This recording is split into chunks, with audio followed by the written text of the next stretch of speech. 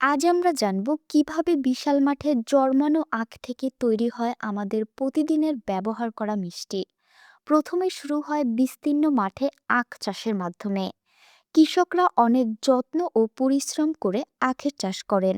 সময়ের সাথে সাথে আখ বড় হতে থাকে এবং একসময় তা পেকে ওঠে। তখন কৃষকরা ভালোভাবে পরিষ্কার করে দেখেন আখ কাটার উপযুক্ত হয়েছে কিনা। যখন আখ পুরোপুরি পাকা হয় তখন বড় বড় মেশিনের সাহায্যে আখ কেটে ফেলা হয়। কাটা আখগুলো ট্রাকের মধ্যে ভরে নেওয়া হয়।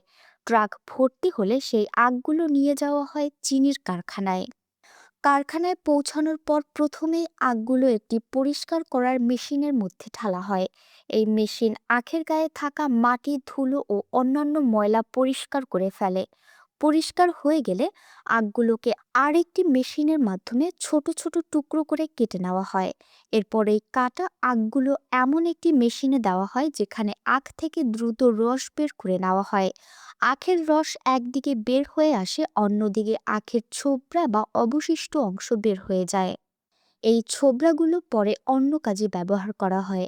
আখ থেকে বের হওয়ার রস প্রথমে ছেঁকে নেওয়া হয় যাতে ময়লা আলাদা হয়ে যায়। এ সময় আখের রস কিছুটা লালচে রং ধারণ করে। এরপর সেই রসকে আবারও ভালোভাবে ছেঁকে নেওয়া হয় যাতে তা আরও পরিষ্কার হয়। পরিষ্কার করা রস বড় বড় পাত্রে ঢেলে গরম করা হয়।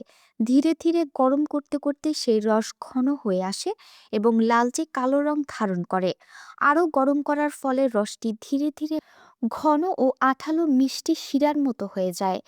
এরপর এই ঘন মিষ্টি পদার্থ থেকে চিনির দানা তৈরি করার প্রক্রিয়া শুরু হয়।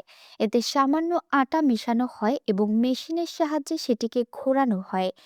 এই প্রক্রিয়ার মাধ্যমে ধীরে ধীরে চিনির দানা তৈরি হতে থাকে।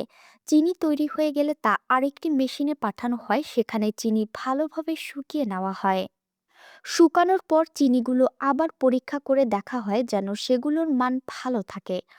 সবশেষে তৈরি হওয়া চিনিগুলো বড় বড় বস্তায় ভরা হয়। সাধারণত প্রতিটি বস্তায় প্রায় 50 কেজি করে চিনি প্যাকেট করা হয়। তারপর বস্তাগুলোর উপর সিল ও মূল্য বসিয়ে দেওয়া হয়।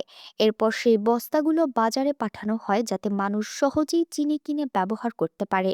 এভাবেই বিশাল মাঠে জন্মানো আখ থেকে নানা ধাপ পার হয়ে তৈরি হয় আমাদের প্রতিদিনের জীবনের এক গুরুত্বপূর্ণ খাদ্য উপাদান, চিনি। ধন্যবাদ সবাইকে।